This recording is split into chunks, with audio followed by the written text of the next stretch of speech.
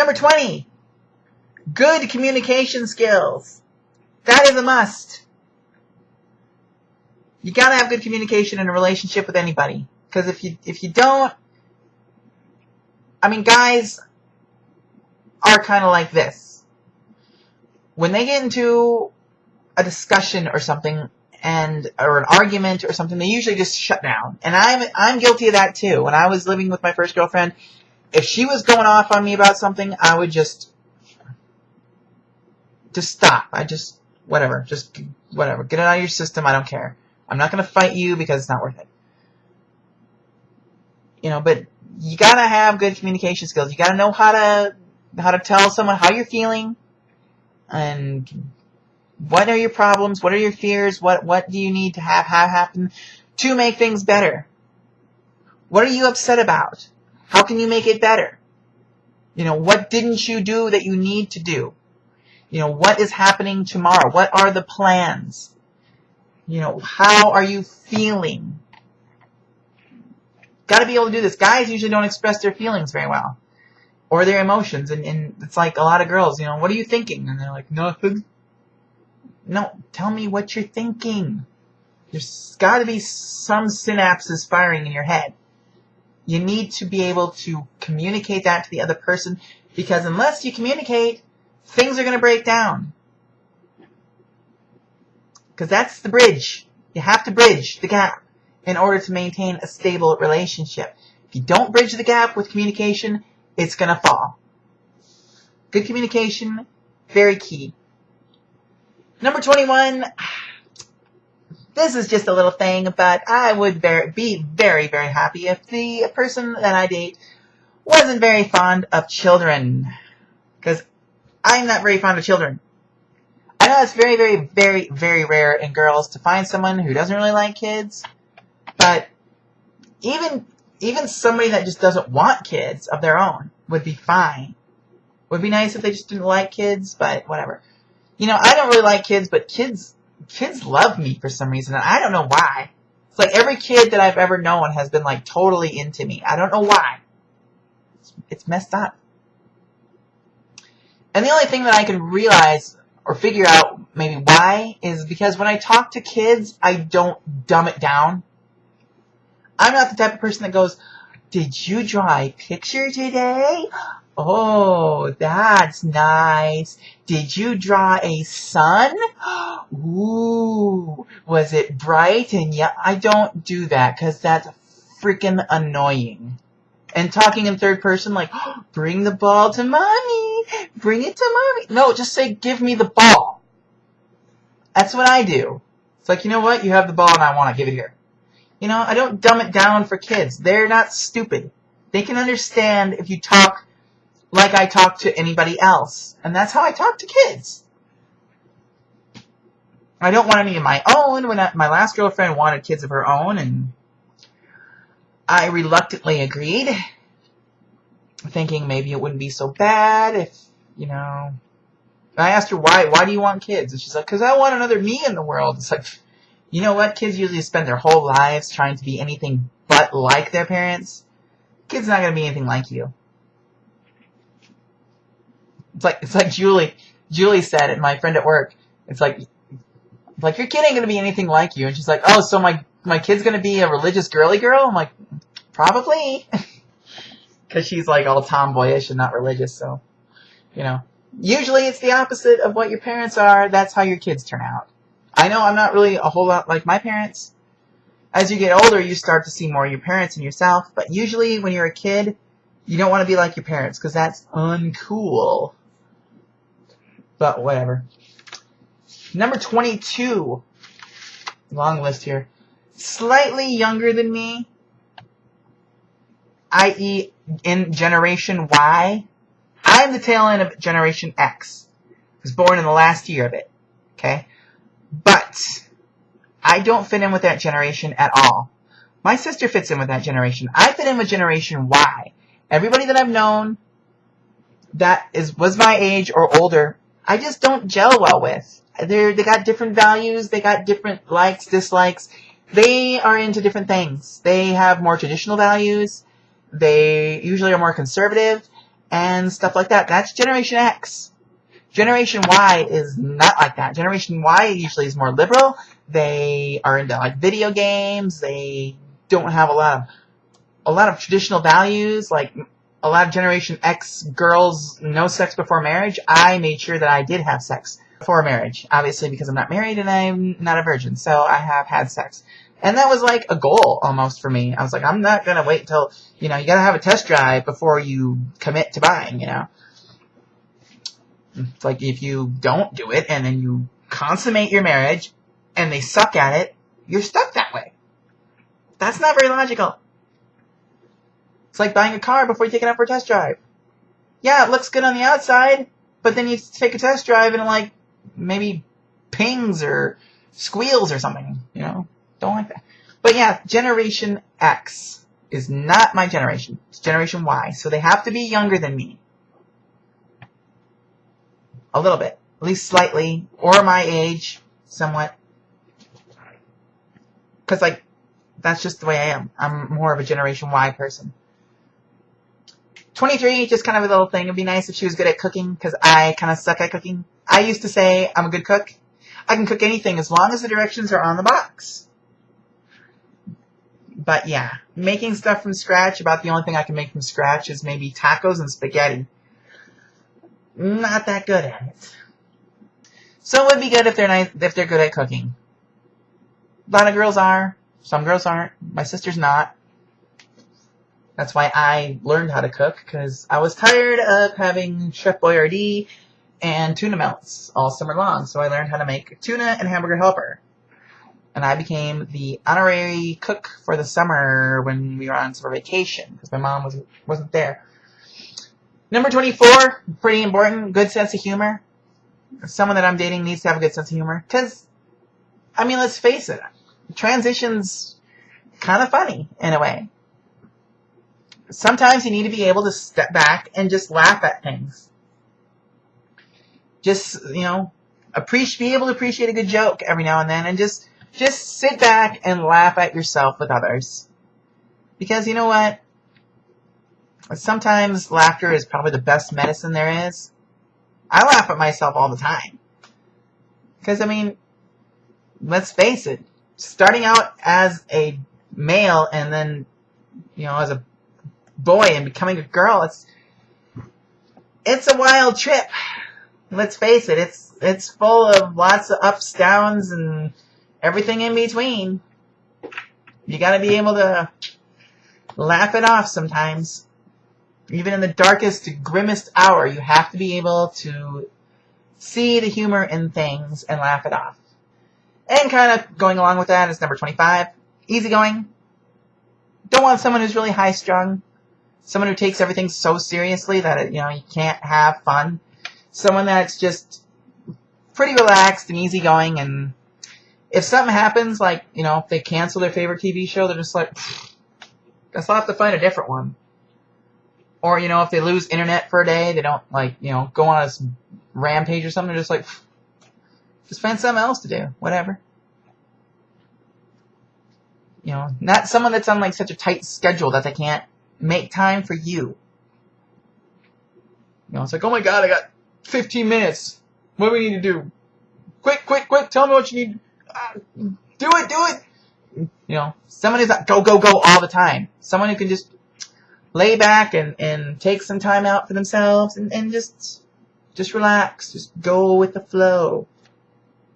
Easy going. And 26, I put this in there just because it needs to be in there, but the person has to be friendly. I don't want someone who's an asshole or a bitch or mean or just plain ornery. I want someone who's friendly, someone that you can go up and talk to. It's like someone once told me the difference between the friendliness between East Coast people and West Coast people. Well, East Coast girls and West Coast girls. East Coast girls, you go up and you say hi to them if you're a guy now. You go up and say hi to them if you're a guy, they'll whip out a can of mace and spray you in the face. West Coast girls, if you're a guy and you go up and say hi to them, they'll be like, hi, how are you? And start up a conversation. I want the West Coast type. Not the one that sprays me with mace just for saying hi. 27. Romantic. It's kind of a big one because usually I say that I'm not into romance, but I am. I think it would be great to... Look, I've never, ever, ever gotten flowers from anybody.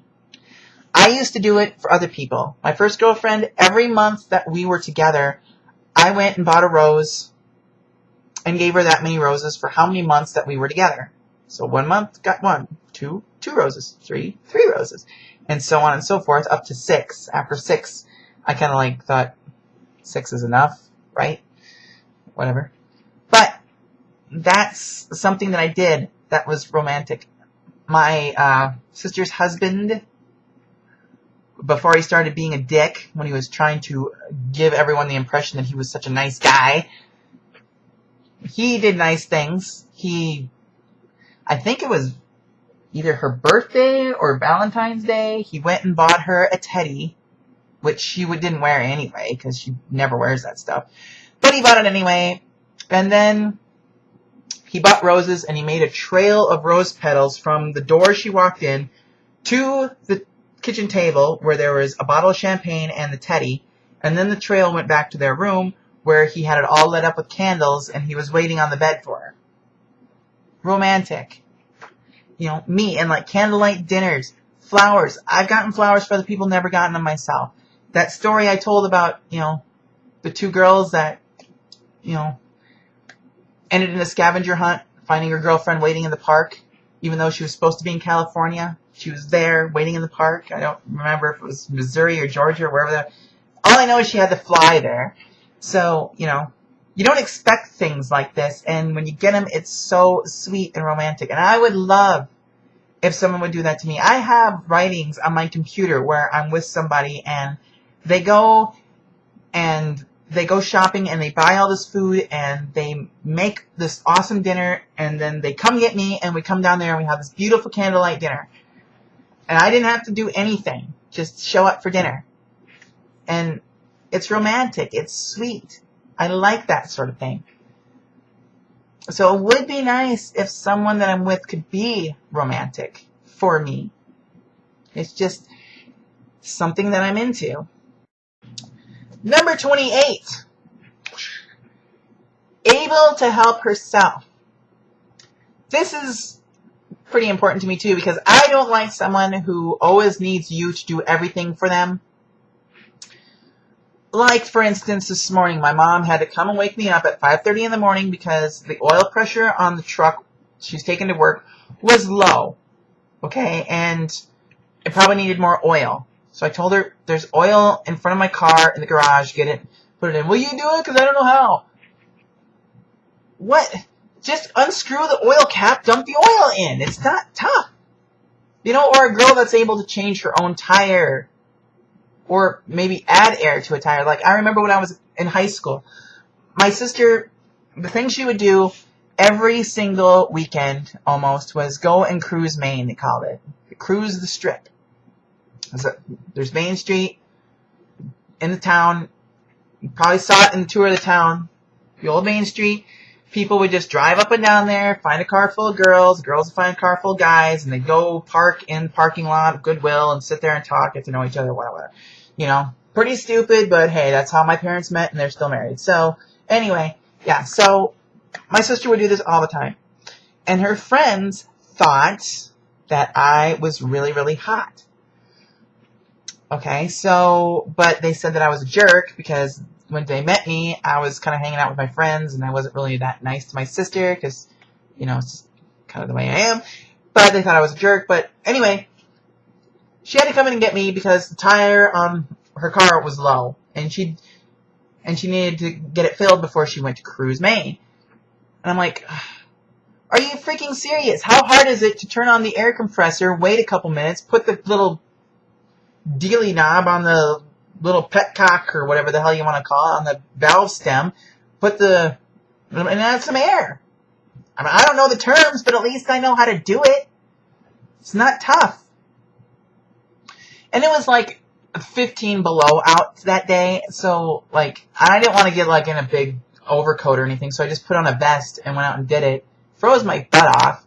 And I said, you know what? Make sure your little friends know that I actually did this for you today. I'm not a jerk. Okay? So, like, but yeah, she needs to be able to do things for herself. Okay? If the mower breaks down, being able to fix it. Basically just fix anything. Or if her nails are too long and she's having trouble putting on a necklace, be able to do it herself. I'll help you. I don't mind helping anybody. But some things you have to learn how to do yourself. You can't be helpless. 29, now this just is kind of because my last girlfriend, not afraid of the sun.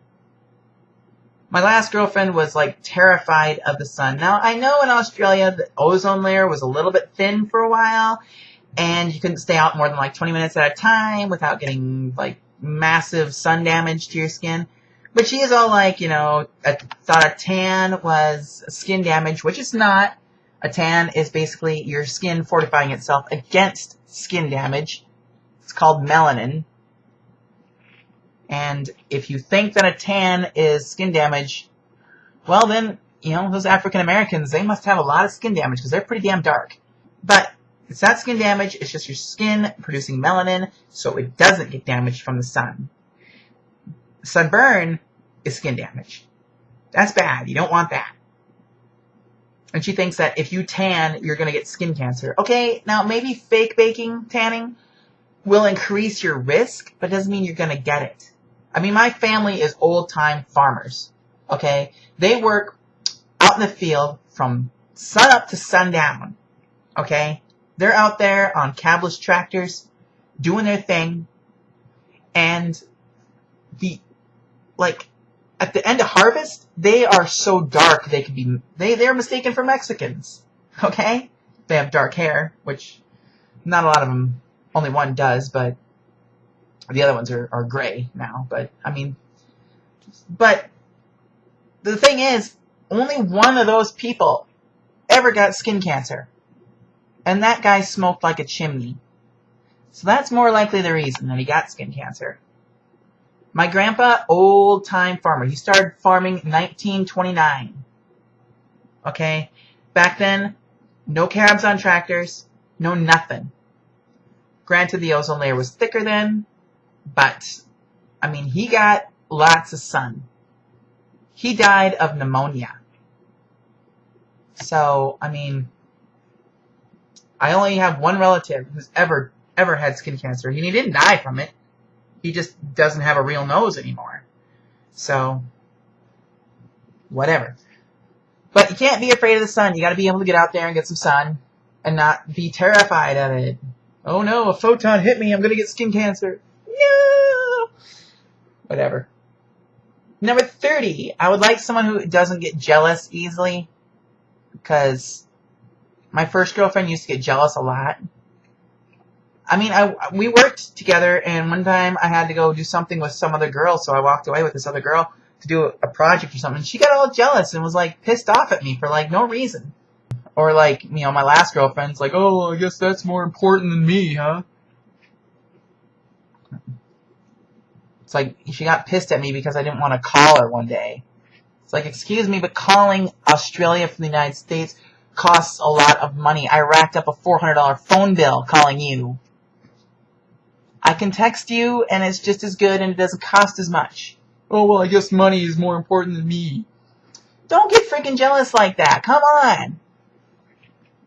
If I'm with you, I'm with you. Okay? I am like the last person on earth that would ever cheat on anybody, because I find that completely unacceptable. If you cheat on someone, you're scum, you are lower than shark shit, and you should be destroyed.